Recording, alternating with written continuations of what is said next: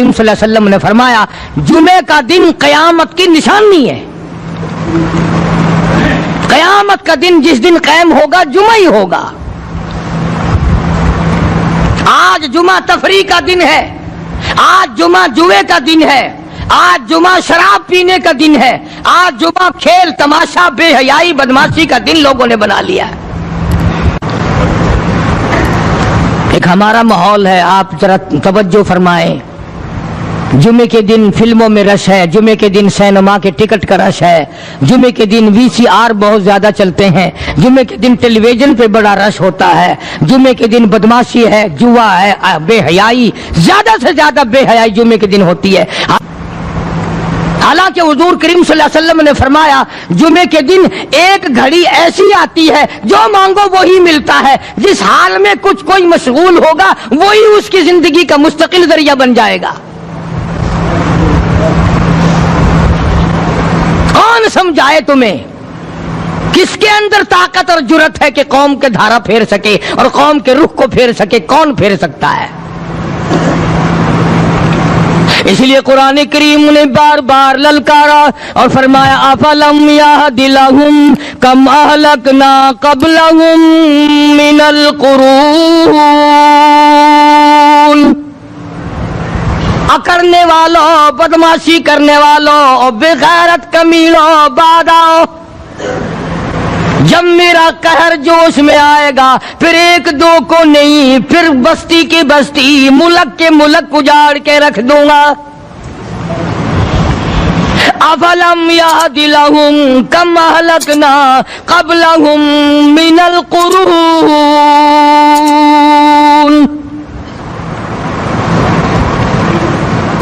میں نے قرن کے قرن اجاڑ دیے، میں نے روئے زمین کے مالک اجاڑ دیے، میں نے ملکوں کے بادشاہ اجاڑ دیے، میں نے وزیر اعظم اجاڑ دیے، میں نے گورنروں سے بھیک کے ٹکڑے منگوا دیے. میں وہ خدا ہوں وتعز من تشاء وتذل من تشاء بیدک الخیر انک علی کل شیء قدیر. سارا نظام میرے ہاتھ میں ہے. تبارک الذی بیدہ الملک. برکتیں میرے پاس ہے، رحمت میرے پاس ہے، خیر میرے پاس ہے، بھلائی میرے پاس ہے، سلامتی کے خزانے میرے پاس ہے، امن کے خزانے میرے پاس ہے. وہو علی بیدہ الملک. ملک میں راج میرا. وہو علی کل شیء قدیر. ذرے ذرے پہ قبضہ میرا، پتے پتے پہ قبضہ میرا، پہاڑ کی ایک ایک کنکر پہ قبضہ میرا، سمندر کے قطرے قطرے پہ قبضہ میرا. تو ہوتا کون آکڑ کرنے والا؟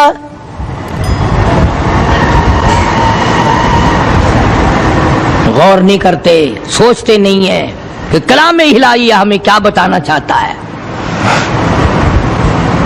جناب عثمان رضی اللہ تعالیٰ عنہ فرماتے ہیں اور لوگوں میں نے ساری زندگی گزار دی اسلام کے بعد، جس دن سے میں نے کلمہ پڑھا آخری دم تک کوئی جمعہ ایسا نہیں، کوئی جمعہ ایسا نہیں گزرا اللہ کے نام پر میں نے ایک غلام خرید کے آزاد نہ کیا ہو. پہلے لوگ بھی جمعے کے دن درود پاک کی کثرت کرتے تھے، خیرات کیا کرتے تھے کہ 8 دن کا کفارہ ہو جائے، اللہ تبارک و تعالی راضی ہو جائے. آج کے دن قیامت آئے گی، نہ جانے میرا کیا حال بنے گا، کن لوگوں میں میرا شمار ہوگا. مدنی کریم صلی اللہ تعالی علیہ وسلم کا دربار لگا ہوا ہے، مجلس ہے آقا مدنی صلی اللہ علیہ وسلم کی. وہ کتنے مقدروں والے جوان تھے جو اپنے محبوب صلی اللہ علیہ وسلم کی مجلس میں بیٹھتے تھے. وہ کتنے خوش بخت اور خوش نصیبے والے لوگ تھے جو اپنے آقا کے سامنے بیٹھتے تھے. حضور کریم صلی اللہ علیہ وسلم نے فرمایا مجھے 3 چیزوں سے بڑی محبت ہے، 3 چیزیں بڑی پیاری لگتی ہیں، 3 چیزیں دنیا میں بڑی مرغوب ہیں مجھے. فرمایا ایک نماز میری آنکھوں کی ٹھنڈک ہے. سرکار کی پسندیدہ بات سنو، فرمایا نماز میری آنکھوں کی ٹھنڈک ہے، جو نماز پڑھتا ہے وہ میری آنکھوں کو ٹھنڈا کرتا ہے، جو نماز نہیں پڑھتا کیا مطلب؟ وہ مجھے رنج دیتا ہے۔ اور جامع ترمذی میں ایک حدیث موجود ہے، ارشاد ہے حضور کریم سب کہہ دو صلی اللہ علیہ وسلم کا، فرمایا کہ ہر پیر کے دن، ہر جمعرات کے دن ہر امتی کا نامہ اعمال میرے سامنے پیش کیا جاتا ہے۔ ہر امتی کا اعمال نامہ سرکار کے سامنے کر دیا جاتا ہے، تیرے فلاں امتی کا یہ عمل ہے۔ ذرا مسجد میں بیٹھے ہو، قبلے کی طرف منہ کیے بیٹھے ہو، لوگوں سوچو تو صحیح ہمارے اعمال نامے دیکھ کر آقا کو کتنا رنج ہوتا ہوگا، ہمارے کردار دیکھ کر، ہماری روح سیاہی کو دیکھ کر آقا کو کتنا رنج پہنچتا ہوگا صلی اللہ علیہ وسلم۔ ارے ہم نے حضور کی ذات اقدس کو رنج پہنچایا، پریشانی پہنچائی، تکلیف پہنچائی، پرواہ نہیں کرتے نمازوں کی، نوجوان بھی، بوڑھے بھی، حج کر کے بھی نماز پڑھتے لوگ، اور اب تو ویسے بھی دانا بینا لوگ ہیں۔ تو آپ نے ارشاد فرمایا کہ میری آنکھوں کی ٹھنڈک نماز میں ہے، تین چیزیں مجھے پیاری ہیں پوری دنیا میں، تین چیزیں پسندیدہ ہیں میری۔ سب سے پہلی فرمایا نماز میری آنکھوں کی ٹھنڈک ہے، قرۃ عینی فی الصلاۃ او کما قال النبی صلی اللہ علیہ وسلم، فرمایا جس آدمی، جس امتی کا یہ دل کرے کہ میں نبی کی آنکھ ٹھنڈی ہو، اسے چاہیے کہ نماز پابندی سے پڑھے۔ دوسرا فرمایا وفادار عورت مجھے بڑی پسند ہے، حضور کریم صلی اللہ علیہ وسلم نے فرمایا وفادار عورت، ہائے ہائے ہماری ماؤں سے زیادہ وفادار کون ہوں گی؟ جناب عائشہ صدیقہ رضی اللہ تعالیٰ عنہ فرماتی ہیں کالی کملی والے کے گھر میں 3 مہینے چولہے میں آگ نہیں جلتی تھی۔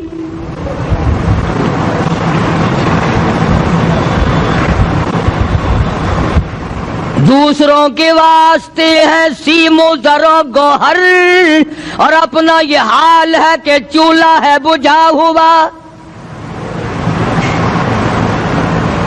جناب عائشہ صدیقہ رضی اللہ تعالیٰ عنہ فرماتی ہیں ہمیں 24 گھنٹے میں ایک پانی کا پیالہ اور ایک کھجور کا دانہ ملا کرتا تھا۔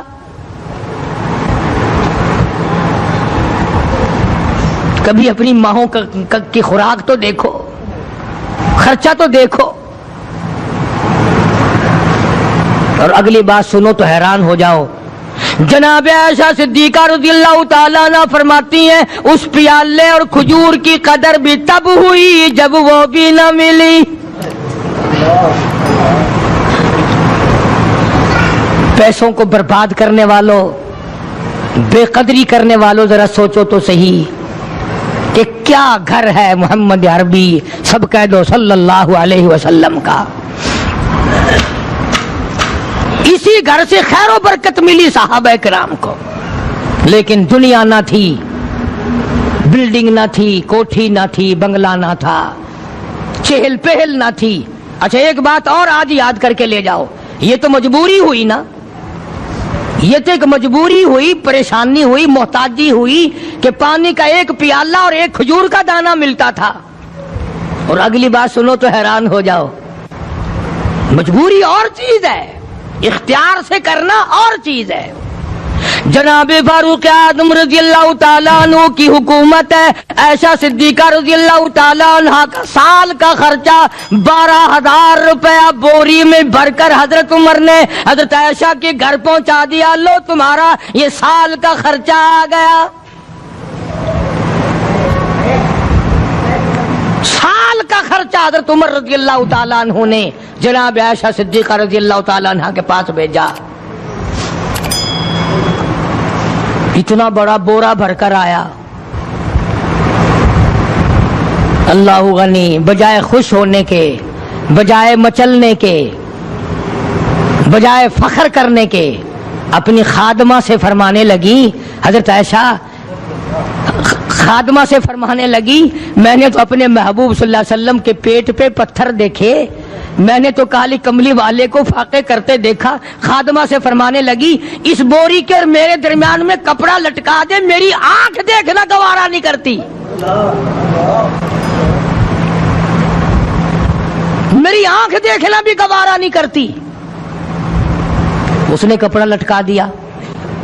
اس کے بعد خادمہ سے فرمانے لگی مدینے میں اعلان کراؤ جس کو خیرات چاہیے وہ عائشہ کے دروازے سے آ کے لے جائے رضی اللہ تعالیٰ عنہا۔ سارے مدینے میں اعلان ہوگا خیرات لینے والے آ جاؤ۔ شیئر ضرور کریں۔ ایک اور بات تھی اس وقت میں، ضرورت مند جاتا تھا، یہ نہیں کہ ٹیبک میں ہزاروں روپیہ پڑا ہوا پھر بھی مانگ کے کھانا ہے، جیب میں ہزاروں روپیہ پھر بھی مانگنا ہے، پلے سے نہیں کھانا۔ کہ جتنے بھیک مانگے ہیں نا بھیک مانگنے والے، 1 کروڑ روپیہ دے دو انشاءاللہ شام کو پھر بھی مانگے گا، اس کے مقدر میں بھیک مانگنا ہے۔ اسے فرمانے لگی کچھ نہیں ہے، وہ خادمہ کہنے لگی کچھ نہیں ہے۔ اب وہ خادمہ کہنے لگی کہ اگر 1 ٹکے کا گوشت منگوا لیتی تو تم بھی اپنا روزہ کھول لیتی گوشت سے، میں بھی کھا لیتی۔ کیا جواب دیا اما عائشہ صدیقہ رضی اللہ تعالی عنہا نے؟ فرمانے لگی اب تانا دینے سے کیا فائدہ، تو نے اس وقت یاد کیوں نہیں دلایا؟ اس لیے میں نے یہ واقعہ سنا دیا کہ پہلی بات سن کر کے تو آپ لوگوں کے دل میں بھی یہ بات آئی ہے نا کہ جی مجبوری ہے، چوری تو وہ کرنے سے رہی بیچاری، پریشانی جو ہوئی، غربت جو ہوئی، تنگی جو ہوئی، چلو پانی کا پیالے پہ گزر کیا۔ اور نہیں، یہ حضرات اختیاری بھی فاقہ کرتے تھے۔ اب 12,000 آیا اور افطار کرنے کے لیے چھچوا رہے، کھجور بھی نہیں۔ اور ہم تو خدا جانے کب کب تک کا انتظام سوچتے ہیں، پوتے پوتیوں تک کا انتظام جب تک نہ کر لیں اور اولاد در اولاد تک کا انتظام نہ کر دیں اس وقت تک ہماری تسلی تو ہوتی نہیں۔ اسی کو مجذوب نے بڑے عجیب طریقے سے سمجھایا، کہتا ہے کہ آنے والی کس سے ٹالی جائے گی، آنے والی کس سے ٹالی جائے گی، اور جان ٹھہری جانے والی جائے گی، روح رگ رگ سے نکالی جائے گی، تجھ پہ ایک دن خاک ڈالی جائے گی، تیرے رشتہ دار عزیز اقربا دھڑا دھڑ مٹی پھینک کے ایسے آئیں گے گویا تجھے پہچانتے بھی نہیں۔ بڑی بڑی عجیب باتیں کہی مجذوب علیہ رحمت نے، اللہ کی رحمت نازل ہو اس کی قبر مبارک پہ، آمین کو۔ کہتا ہے سب کی سب ہیں راہ روے کوئے فنا، سب چل رہے ہیں فنا کی طرف۔ اب یہ جو ہم لوگ بیٹھے ہیں نا خوش ہو رہے ہیں، میری 50 سال عمر ہو گئی، میری 60 سال عمر ہو گئی، میری 40 سال عمر ہو گئی، میری 30 سال کم عمر ہو گئی، اور اصل بات ہمارے دماغ میں اپنے آپ کو آخرت کے لیے جس قدر ممکن ہو سکے تیاری کریں۔ آج کل بڑی رات ہے، سویرے اٹھو، کم سے کم صبح و شام ہر آدمی 1 تسبیح درود شریف کی، 1 تسبیح استغفار کی، اور 1 تسبیح تیسرے کلمے کی، یہ تو کم سے کم ہو ہی جائے۔ بکواس کرتے سو جاتے ہیں، بکواس کرتے اٹھ جاتے ہیں، بلا ہے کوئی زندگی کا معاملہ؟ اللہ سے معافی مانگتا سو جا اور معافی مانگتا اٹھ جا، خدا کی قسم اللہ کا دریائے کرم جوش میں آئے گا۔ تو یہ ساری چیزیں میں نے لیے عرض کی، تو وقت پورا کرنے والا حساب نہیں کہ نہ جانے کس کو توبہ کی توفیق ہو جائے۔ کم سے کم ان 3 تسبیحوں کو ہر مرد عورت لازمی پکڑ لے۔ 1 تسبیح درود شریف کی، 1 تسبیح سبحان اللہ والحمدللہ ولا الہ الا اللہ واللہ اکبر ولا حول ولا قوۃ الا باللہ العلی العظیم، اور 1 تسبیح استغفر اللہ الذی لا الہ الا هو الحی القیوم واتوب الیہ، یا استغفر اللہ ربی من کل ذنب واتوب الیہ، اور 1 تسبیح درود شریف کی اللہم صلی علی سیدنا مولانا محمد وعلی آل سیدنا مولانا محمد مبارک وسلم وصلی علیہ۔ جب 1 مرتبہ درود بندہ پڑھے گا 10 بار اللہ کی رحمت آئے گی، 10 گناہ معاف ہوں گے، 10 درجے بلند ہوں گے، 10 خطائیں معاف کر دی جائیں گی، تو کتنا بڑا اجر ہے۔ خصوصاً بوڑھوں کو چاہیے کہ وہ گپوں میں اپنا وقت خراب نہ کریں۔ خدا کی قسم قبر میں جانے کے بعد تجھے 1 سانس کی مہلت نہ ملے گی۔ پر مجھے اس بات کا افسوس ہے کہ آپ لوگ پورا مضمون سننے کی کوشش نہیں کرتے، بلکہ بعض لوگ بالکل اخیر میں سر سے، ایک ہے جمعے کی فضیلت حاصل کرنا، ایک ہے جمعہ پڑھنا، ایک ہے سینوں لہاونا، اس میں بڑا فرق ہے. ایک ہے سر سے اتارنا اور ایک ہے اس کی فضیلت کا حاصل کرنا. حدیث پاک میں آتا ہے کہ جمعے کے دن فرشتے دروازے پہ کھڑے ہو کر کے حاضری لگاتے ہیں. ہاں اللہ صاحب مل کی ٹیکسٹائل مل کی حاضری کا تو پتا ہے, مسجد کی حاضری کا کوئی پتا نہیں. اگر دیر ہو جائے تو وہ گیٹ کیپر واپسی کر سکتا ہے, اگر دیر میں آیا تو یہ فرشتہ نہیں کہتا, لانتی ہوا پیچھے سے. بہت مدت کی بات ہے, علامہ یوسف بن نور رحمۃ اللہ علیہ زندہ تھے, میں کراچی تھا, تو حضرت نے مجھے فرمایا کہ جمعہ ہمارے یہاں پڑھا دو. اب کے میری والی میں جمعہ پڑھاتا تھا ان دنوں میں. تو میں جب گیا تو ہم ایک چھوٹے سے دروازے سے داخل ہونے لگے. ایک پٹھان کہنے لگا پرلے دروازے سے چلو, میں بھی ادھر سے جاتا ہوں. میں نے کہا کیوں؟ کہنے لگا فرشتہ ادھر رجسٹر لیے کھڑا ہے, تم ادھر سے گھس جاؤ گے تمہارا حاضری نہیں لگے گا. وہ کہنے لگا فرشتہ بڑے گیٹ پہ کھڑا ہے, ادھر چلو. تو کم سے کم اس پٹھان کا تو یہ عقیدہ ہے کہ فرشتہ کھڑا ہے, اور تمہارا خیال یہ ہے کہ جمعے کے دن نہ فرشتہ ہے نہ خدا ہے, کوئی بھی نہیں ہے. اس لیے سیرت النبی صلی اللہ علیہ وسلم کا عنوان شروع ہوگا. مفتی آؤ پورا مضمون سنو تاکہ لطف آئے, دل و دماغ بنے. اور عقیدہ میں نے تمہیں بتا دیا, لا الہ الا اللہ, خدا کے سوا الہ کوئی نہیں, مشکل کشا کوئی نہیں, پیدا کرنے والا کوئی نہیں, فصل میں دکان میں کارخانے میں اس کے سوا برکت دینے والا کوئی نہیں. اور یہ بات بتائی کس نے؟ محمد الرسول اللہ صلی اللہ علیہ وسلم. ہمارے نبی حضرت محمد الرسول اللہ صلی اللہ علیہ وسلم نے ہمیں یہ بات بتائی, خدا کے بعد خدا کوئی نہیں, مصطفیٰ کے بعد نبی کوئی نہیں.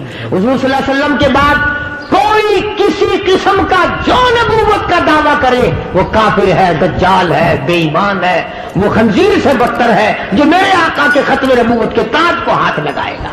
فرمایا لہم قلوب لا یفقہون بہا.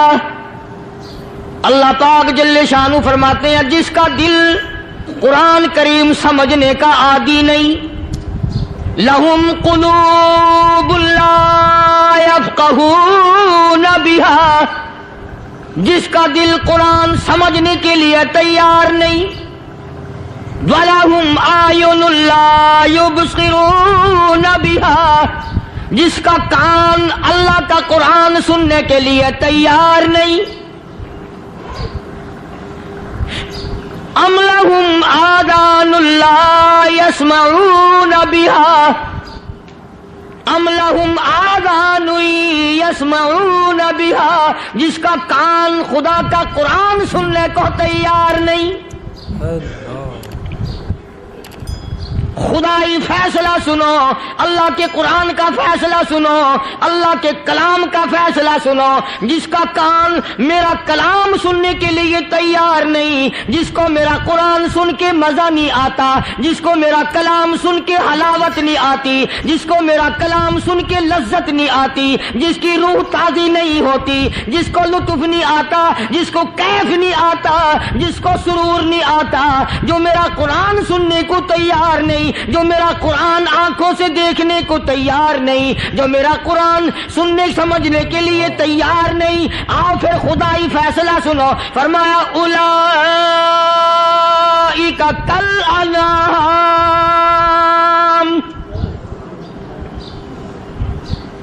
میرا فیصلہ نہیں, کسی پارٹی کا فیصلہ نہیں, کسی فرقے کا نہیں, کسی طبقے کا نہیں, کسی جماعت کا نہیں. فرمایا اولئک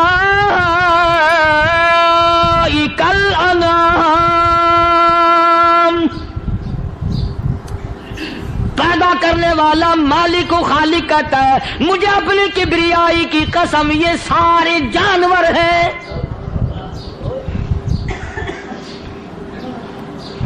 یہ سارے کے سارے جانور ہیں, یہ درندے ہیں جو ایک دوسرے کو چیر پاڑ کر کھاتے ہیں, یہ درندے ہیں جو ایک دوسرے کا خون پیتے ہیں. فرمایا بل ہم اضل, جانوروں سے بھی بدتر.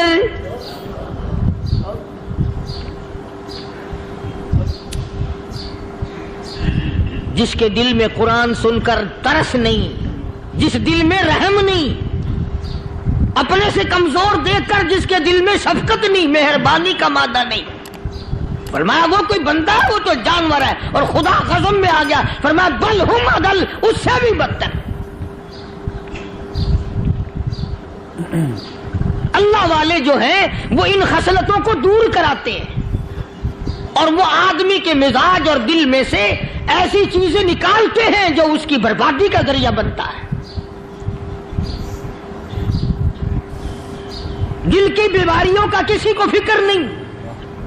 بخار ہو جائے آپ چڑھ جائے آپ کو پتہ چل جاتا ہے, نزلہ ہو جائے آپ کو پتہ چل جاتا ہے, کھانسی ہو جائے پتہ چل جاتا ہے. دل کی بیماریوں کا کیا پتہ چلے؟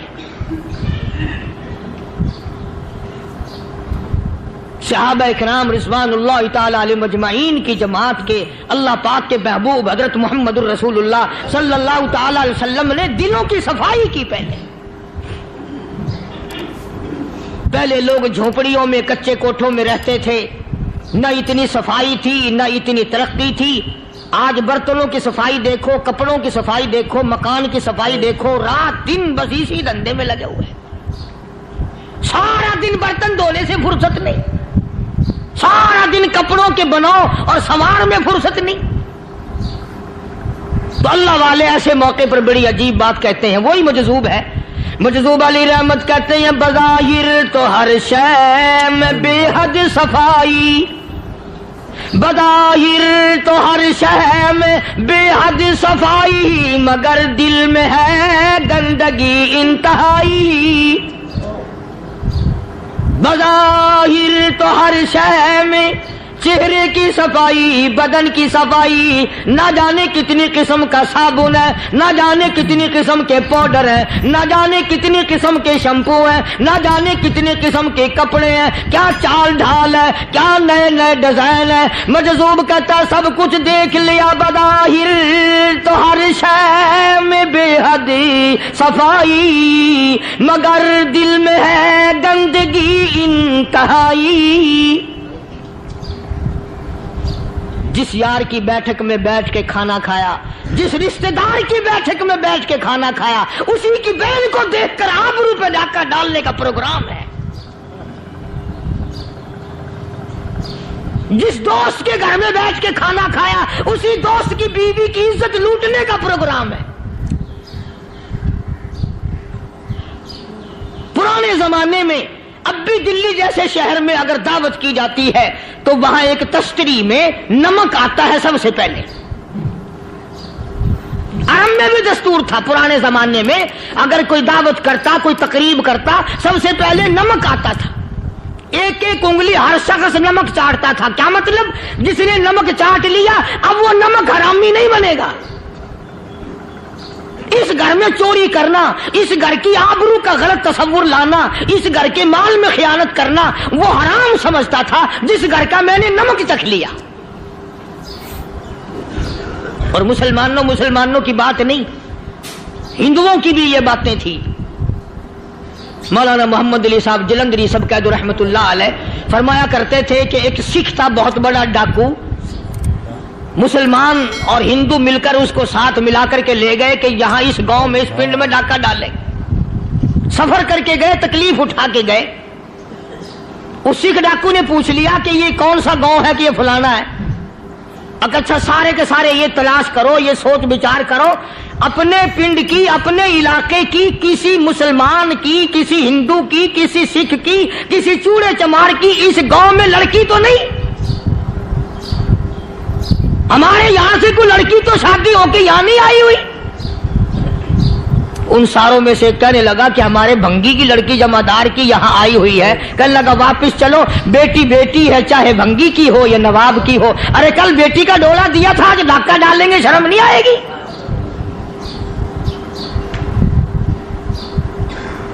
آج وہ تصور کہاں چلے گئے اور ہم سب روتے پھرتے ہیں, سکون نہیں, سکون نہیں, اطمینان نہیں. ارے اطمینان آئے گا کیسے؟ ہمارے دل بے ایمان ہے, نیتیں خراب ہے, آئے گا کہاں سے؟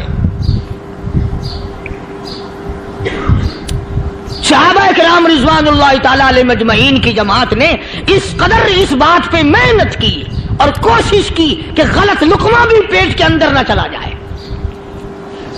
چنانچہ میں علی الاعلان کہتا ہوں 1,29,000 صحابہ کرام کالی کملی والے کے دیوانے اور پروانے, حضور کے یار جانثار हुजूर के साथ फाका खाने वाले, फाकों मरने वाले, पत्थर खाने वाले अपने बच्चों के टुकड़े होते हुए देखकर ला इलाहा इल्लल्लाह मुहम्मदुर रसूलुल्लाह की सदा बुलंद करने वाले सहाबा किराम का ये हाल था। पैदल सफर करके जाते थे यहूदी ईसाई, शाम निकल गए, फलस्तीन निकल गए, हिंदुस्तान आ गए, 2-2 साल लग जाते थे। अपनी जवान बेटियों को मुसलमानों के घरों में छोड़ के आ जाते थे। कभी निगाहे नबूवत ने जिनको रंग दिया था, कभी किसी सहाबी पे जर्रा बराबर इल्जाम नहीं लगा। उन यहूदियों का, उन ईसाइयों का यह अकीदा था कि मोहम्मद सल्लल्लाहु अलैहि वसल्लम के जो गुलाम हैं, इनकी निगाह भी पाक है, इनके दिल भी पाक है, इनके इरादे भी पाक है, इनके हाथ भी पाक है।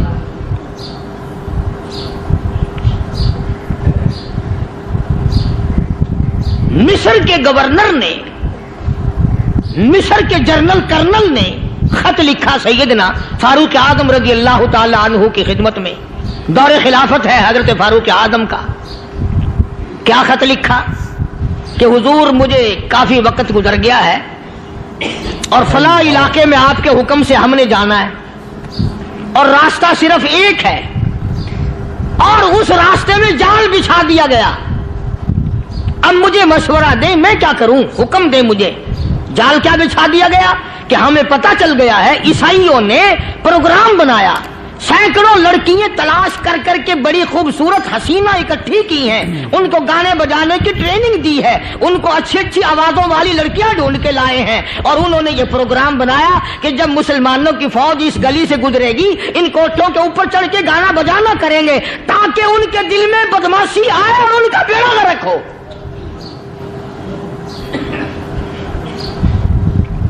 कभी काफिर का यह अकीदा था कि मुसलमान का दिल बिगड़ा तो ये गया, इसकी नीयत में खराबी आई और ये तबाह हुआ। जनाबे फारूक आज़म रज़ियल्लाहु ताला अन्हु ने उसे ये खत नहीं लिखा कि तू कुरान पढ़ा कर, तू नफिल पढ़ा कर। अमीर अल-मोमिनीन खलीफतुल मुस्लिमीन सैयदना फारूक आज़म रज़ियल्लाहु ताला अन्हु ने अपने जनरल कर्नल को खत लिखा कि इसमें लंबी चौड़ी फिक्र की कोई बात नहीं, इसमें कोई परेशानी वाली बात नहीं, कोई सोचो विचार वाली बात नहीं। सारे तेरी फौज में, तेरी कमान में मुसलमान है, सबको इकट्ठा कर ले, सारों को इकट्ठा करके कुरान करीम के सूरत नूर की 2 आयतें सुना दे।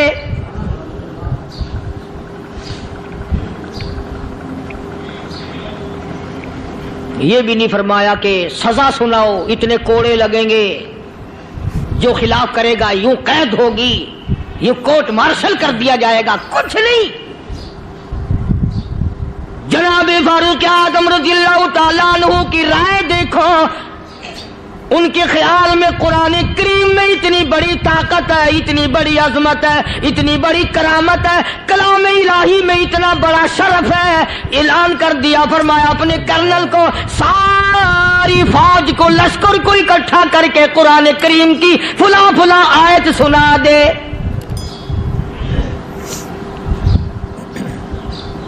और उसके बाद बेधड़क फौज को, लश्कर को उसी रास्ते से गुजार के ले जा, बेधड़क ले जा। हाय, कभी कुरान की 2 आयतों से काम बन जाता था, अब सारे कुरान से मेरा तेरा काम नहीं बनता। कसूर कुरान का नहीं है, ये मेरा तेरा है। ये तो इतनी वफादार कलाम है, इतनी पाक कलाम है, खुदा की कसम। हजारों रजिस्टरों के गत्ते, हजारों चाय के डब्बे, हजारों मिठाई के डब्बे, लाखों करोड़ों दवाइयों के डब्बे गंदे नालों पे, कूड़ियों पे, रूड़ियों पे पड़े हैं। और जिस गत्ते ने कुरान के साथ यारी लगा ली, खुदा की कसम कोई आदमी बगैर वुजू उस गत्ते को भी हाथ नहीं लगा सकता। हजारों नहीं, लाखों कपड़े मार्केट में पड़े, पर जिस कपड़े ने कुरान से यारी लगा ली, जो कपड़ा जुस्दान बनकर कुरान पे चढ़ गया, लोग उसको भी चूमते हैं और चूमना चाहिए। यारो, कपड़े ने कुरान से यारी लगाई तो कपड़ा अजमत वाला बन गया, गत्ते ने यारी लगा ली तो गत्ता बन गया। ہزاروں قسم کے کاغذات روزانہ ذلیل ہوتے پھرتے ہیں. جس کاغذ پہ قرآن لکھا گیا وہ عظمت پا گیا, جس سیاہی سے قرآن لکھا گیا وہ سیاہی عظمت والی بن گئی. ارے اگر مسلمان قرآن کو اپنے اندر پیدا کر لے, اس کی عظمت کو بسا لے, اس کو اپنا لاہ عمل بنا لے, اس کو اپنے سر پہ رکھ لے, تو کیا یہ بندہ قرآن کے ساتھ وفاداری کرے تو قرآن کیا خیال ہے قرآن بے وفائی کر دے گا؟ یقین نہیں, یقین اصل بات اعتقاد کی ہے. یقین کا تو یہ عالم بنا ہوا ہے کہ اگر کوئی چوری کا معاملہ ہو جائے اور کسی پر شبہ ہو, اگر اسے کہو کہ قرآن اٹھا دے تو دیر نہیں لگائے گا, اور اگر کہے کہ فلانی خانگاہ کا کنڈا مار دیا کہ یہ کام میں نہیں کرتا. خانگاہ کے کنڈے میں ایمان ہے, قرآن پہ ایمان نہیں. اس پر یقین ہے کہ پیر اندھا کر دے گا, اور یہاں یقین نہیں کہ جس خدا نے پیدا کیا اگر میں نے جھوٹا قرآن اٹھایا تو وہ برباد کر دے گا.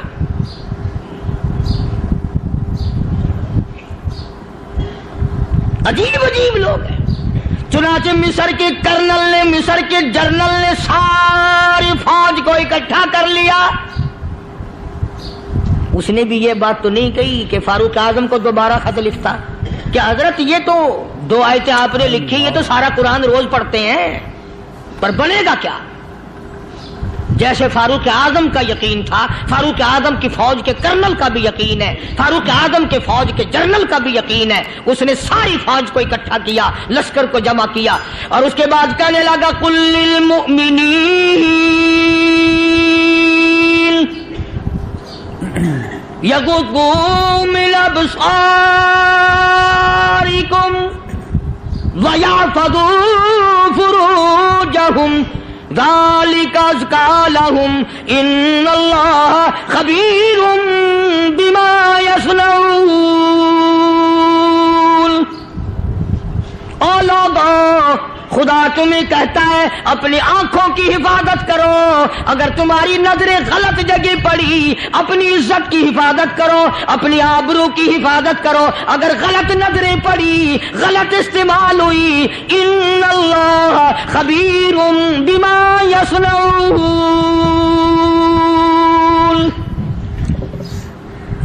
اللہ پاک تمہاری ساتھ ساتھ ہے, وہ ہر چیز کو دیکھتا جائے گا, وہ ہر چیز تمہاری دیکھے گا.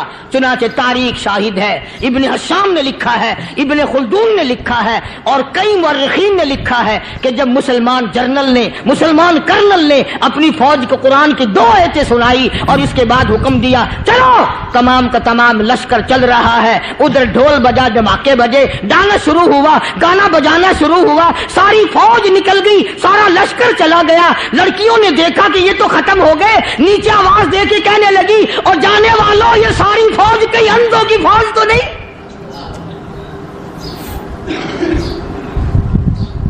یہ حسن کا نظارہ اور یہ ڈانس اور یہ آواز, ہم ناچ ناچ کے تھک گئی, کوئی سر نہیں اٹھاتا.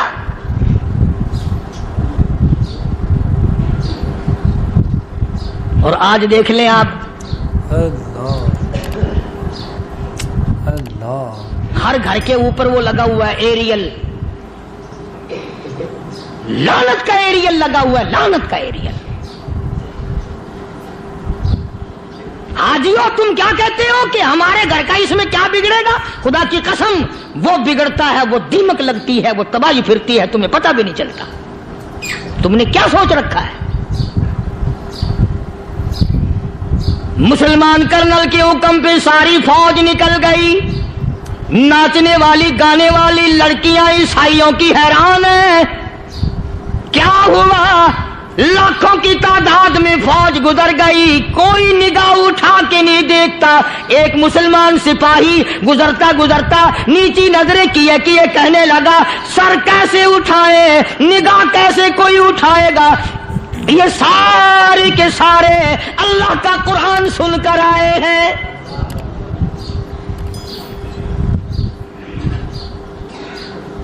کیسے کوئی نگاہ اٹھائے گا, کیسے کوئی سر کو اٹھائے گا؟ یہ سارے کے سارے اللہ کا قرآن سن کر آئے ہیں. ان کا عمل ہوا نا قرآن پہ, ان کے عمل کا کتنا بڑا اثر پڑا. مورخین نے لکھا, ابن حشام لکھتا ہے, عیسائی لڑکیوں نے چھلانگیں لگا دی, کوٹھی سے نیچے آ گئی, کہنے لگی عام مسلمانوں وہ قرآن ہمیں بھی سنا کے جاؤ جس میں اتنی اسپرٹ ہے, اتنی طاقت ہے, جو حسن کے نظارے سے روک دے, جو گانے بجانے سے روک دے. یہ تو آدمی کے دل کا سکون ہے, نہ گانا سنتے ہو نہ حسن کا نظارہ کرتے ہو, جاتے والے یوں نہ جاؤ, ہمیں بھی وہ قرآن سنا کے جاؤ.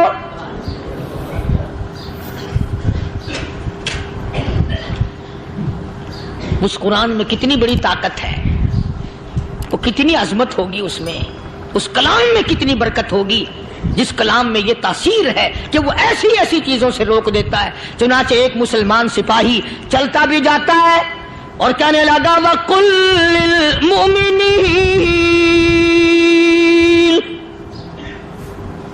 وَقُلْ لِلْمُؤْمِنِينَ, قرآن کی آیت پڑھ کے سنائی. سینکڑوں نہیں بے شمار لڑکیاں ایک مسلمان کی زبان سے اللہ کا قرآن سن کے کہنے لگی, اور جانے والوں چھوڑ کے نہ جاؤ, ہمیں بھی کلمہ پڑھاؤ.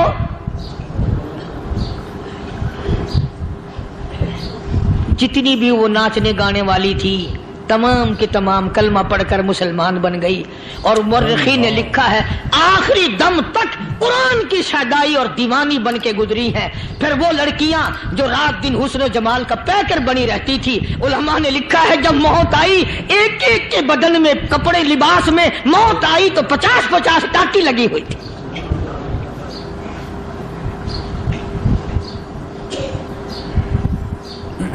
بظاہر تو آج بھی بڑی جھاڑا پنجی ہے, بڑی صفائی ہے, بڑی دوڑ دھوپ ہے. اسی کو مجذوب الالان کہتا, بظاہر تو ہر شے میں بے حد صفائی, مگر دل میں ہے گندگی انتہائی, کبھی اس کے دھوکے میں آنا نہ بھائی, یہ سب ہے رعائی, یہ بس ہے رعائی. یہ تو چیز ہی کچھ نہیں. بڑے بڑے دھندے ہمیں پلٹتے دیکھے, بڑے بڑے نظام بگڑتے دیکھے. محمد عربی صلی اللہ تعالی علیہ وسلم کے دربار میں بڑے بڑے لوگ آتے تھے. اللہ غنی, نگاہ نبوت نے جس کو رنگ دیا سبحان اللہ, پھر قیمت تو بن گیا, وہ اسلام کی دولت سے پیچھے نہ ہٹا. کوئی پیچھا پھر کے دیکھا ہی نہیں کہ ہم کیا کر رہے ہیں. ایک لذت تھی, ایک کیف تھا, ایک سرور تھا صحابہ کرام کو. کہاں سے وہ چیز ہم لائیں, کیسے ہم میں وہ چیز پیدا ہوگی. جنگ بدر ہوا, بڑی بہترین بات ہے, توجہ لکھ کے لے جاؤ, انشاءاللہ قبروں میں دعائیں دو گے. جنگ بدر ہوا, 70 سے زیادہ کافر پکڑے گئے, مدینے میں پکڑ کے قیدی بنا کر کے لائے گئے. تنگ دستی کا زمانہ ہے, 1 سال نہیں ہوا مسلمان اجڑ کے آئے تھے, مار کھا کے آئے, پریشان ہو کر آئے, دن دولت چھوڑ کر لٹا کر آئے. ان کے پلے کیا تھا. شام کا وقت ہوا, مدنی کریم صلی اللہ تعالی علیہ وسلم نے مسجد کے دروازے میں کھڑے ہو کر اعلان فرما دیا, کون ہے جو میرے مہمانوں کو کھانا کھلائے. اور وہ مہمان کوئی شہنشاہ نہیں تھے, ہیں بھی کافر, ہیں بھی اسلام کے دشمن, آئے بھی صحابہ کرام کو مارنے, میدان جنگ سے پکڑ کے لائے گئے, جنگی قیدی ہیں. اس نبی کی طرف کبھی منہ کیا کر جس نبی کا تو غلام ہے, امتی بنا پھرتا ہے. فرمایا کون ہے جو میرے مہمانوں کو کھانا کھلائے. صحابہ کرام میں سے کسی نے 2 پکڑ لیے, کسی نے 1 کو ساتھ لے لیا. ایک نادار سا غریب سا صحابی ہے, اس نے ساتھ لے لیا ایک مہمان اور گھر لے کے گیا. بیوی کو کہنے لگا کہ کھانا کتنا ہے, کہ بس 1 آدمی جوگا ہے, 1 آدمی کی کافی ہوگا. کان میں کہنے لگا اپنی بیوی کے، دستور تھا عرب کا، مہمان اور میزبان اکٹھے کھایا کرتے تھے، اپنی گھر والی کے کان میں کہنے لگا کہ اس کے آگے کھانا رکھ دیں گے مہمان کے، جب یہ کھانا شروع کر دے گا کسی بہانے سے دیوا بجھا دیو، میں یوں ہی منہ کو خالی ہلاتا رہوں گا، یہ کھانا کھا لے گا، پیٹ بھر جائے گا اس کا۔ چنانچہ کھانا آگے رکھ دیا، جو کچھ بھی تھا اس نے کھانا شروع کیا کہ جی آپ بھی کھائیں، کہ ہاں ہاں میں بھی کھا رہا ہوں۔ بس یوں ہی کھانے میں بھی ہاتھ لگائے، منہ کو بھی ہاتھ لگائے اور منہ کو چلائے بھی برابر، بیوی نے چراغ بجھا دیا۔ یہ عمل تو صحابی کر رہا اپنے گھر میں، ادھر قرآن کریم نازل ہو گیا محمد کریم صلی اللہ علیہ وسلم کی ذات پہ، فرمایا وَيُؤْثِرُونَ عَلَىٰ أَنفُسِهِمْ وَلَوْ كَانَ بِهِمْ خَصَاصَةٌ وَمَن يُوقَ شُحَّ نَفْسِهِ فَأُولَٰئِكَ هُمُ الْمُفْلِحُونَ۔ اور میرے محبوب مبارک ہو، تیری امت میں ایسے لوگ بھی ہیں جو اپنا منہ خالی ہلا رہا ہے، بیوی بھوکی بیٹھی ہے، چراغ بجھائے بیٹھی ہے اور اپنے ہاتھ کو خالی چلا رہا ہے اور میرے بندے کا پیٹ بھر رہا ہے۔ اور میرے محبوب مجھے اپنی عظمت کی قسم، میں تیرے ان دیوانوں پہ جنت واجب کر چکا۔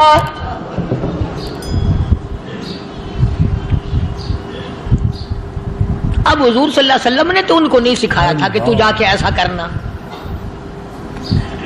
قدرتی مزاج ایسا بنا دیا تھا۔ ایک اور موقع آیا مدینے پاک میں، جنگی قیدی اور جگہ سے اسی طرح سے آئے، ایک صحابی ایک اور آدمی کو، جنگی قیدی کو کافر میں گھر لے گیا۔ بیوی کہنے لگی کہ ایک ہی آدمی کا کھانا ہے بس، انہوں نے کہا اس کو دے دو۔ وہ کافر جنگی قیدی کہنے لگا جی آپ بھی کھائیں، کہنے لگا بھی بات ہے صاف، ایک آدمی کا کھانا ہے، تو کھانا کھا، میں درخت کے پتے چبا لیتا ہوں۔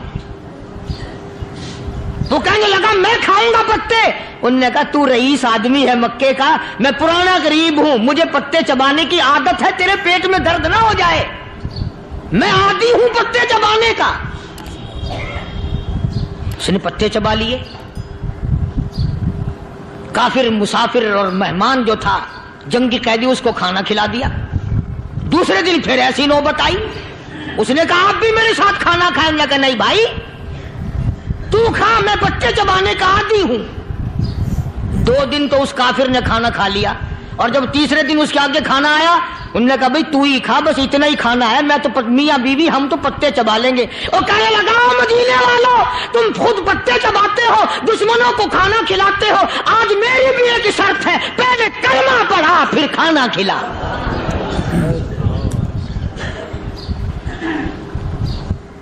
آج میری بھی ایک شرط ہے۔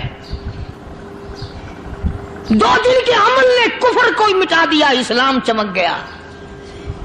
2 دن کے عمل نے، میرا تیرا 60 سال کا عمل ہے، کبھی کسی کافر کو مسلمان بنایا؟ الٹے ہی کام، ہر غلط، ہر معاملہ الٹا ہی ہے، ہر آدمی بیزار ہوتا ہے، یار دین تو کچھ نہیں، یار اسلام کچھ نہیں، یارو ایمان کچھ نہیں۔ اسی کو قرآن کریم نے للکار کی آواز دے کے فرما دیا لوگوں ایسی گڑبڑ نہ کرو ورنہ میں وہ خدا ہوں فأخذتكم الصاعقة وأنتم تنظرون۔ جبریل امین نے ایک چیخ ماری، ساری قوم کے جگر پھٹ گئے، میں وہ خدا ہوں لا تركضوا وارجعوا إلى ما أترفتم فيه ومساكنكم لعلكم تسألون۔ لوگ مکان چھوڑ کے بھاگتے ہیں، ماحول چھوڑ کر بھاگتے ہیں، معاشرہ چھوڑ کر کے بھاگتے ہیں، خدا کہتا آؤ جن مکانوں پہ تمہیں ناز تھا وہ یہ کھڑے بھاگ آ رہے ہو۔ اسی کو قرآن کریم کہتا ہے ان الذین قالوا ربنا اللہ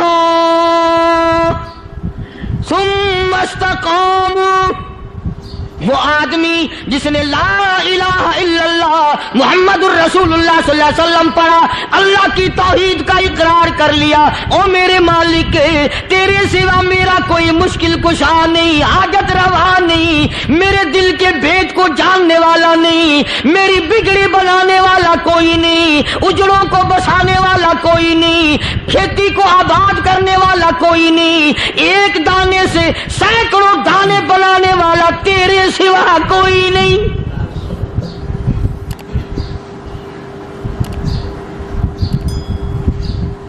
کھیتوں میں جاؤ، کبھی یہ تو سوچو کہ دنیا میں حکومتوں نے کتنے مل لگا رکھے ہیں، چینی کے، شکر کے کتنے مل ہیں، کتنے ڈیپو ہیں، پھر بھی قلت ہو جاتی ہے۔ اور یہ اللہ میاں نے کتنا میٹھا کیلے میں، سنترے میں، مالٹے میں، انگور میں، سیب میں، کبھی یہ بھی سنا کہ اللہ میاں کا شوگر مل فلاں علاقے میں لگا ہوا ہے؟ کبھی یہ تو دیکھو کہ یہ قدرت کاملہ کے سوا اور کون پیدا کر رہا ہے؟ فرمایا جس نے اللہ کی توحید کا اقرار کر لیا، محمد عربی صلی اللہ علیہ وسلم کی ختم نبوت کا اقرار کر لیا، خدا کے بعد خدا کوئی نہیں، مصطفیٰ کے بعد نبی کوئی نہیں۔ پھر قرآن نے شرط لگائی ثم استقاموا، پھر اس پر جمع رہے، ڈٹا رہے، یوں نہیں کہ کبھی ادھر لڑک گیا کبھی ادھر لڑک گیا۔ لوگ تو بدل جاتے ہیں، لوگوں کا کیا ہے؟ پچھلے سال کی بات ہے، یہیں مغرب کی نماز کے بعد گرمی کے موسم میں یہاں بیٹھا ہوا تھا، باہر آگے شہر کے وہ آدمی، وہ کہنے لگے جی ایک کام آئے ہیں۔ میں نے کہا کیا؟ کہ 25,000 روپے چوری ہو گیا ہمارا، بتاؤ ہمیں۔ میں نے کہا بھی مجھے کیا پتا؟ انہوں نے کہا نہیں سارا شہر کہتا ہے کہ قاریہ نہیں بتا دیتا ہے۔ میں نے کہا اچھا یہ یوں نہیں جانے کا؟ میں نے کہا پھر آدھے لوں گا۔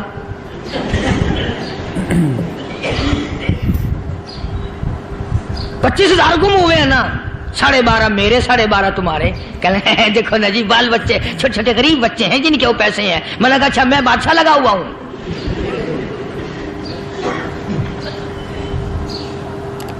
انہوں نے کہا جی سودا مہنگا۔ میں نے کہا پھر کہیں اور چلے جاؤ۔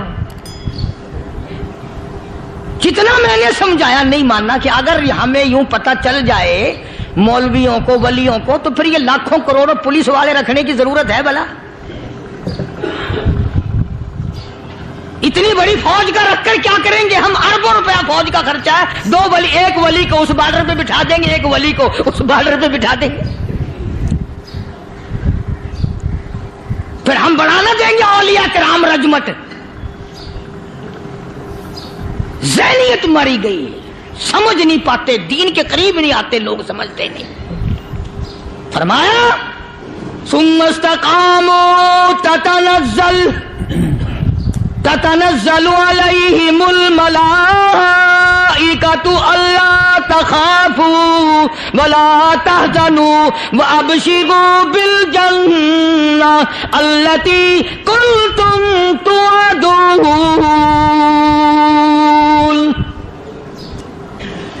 قرآن کہتا ہے ادھر ولی کی موت آتی ہے، ایسا آدمی جو اپنے کلمے پہ جمع رہے، شرک و بدعت کی لعنت سے بچے، کفر و نفاق سے بچے۔ ادھر موت آتی ہے، ادھر فرشتے کہتے ہیں گھبرانا، غم نہ کر، بہشت کے دروازے تیرے لیے سارے کھلے ہوئے۔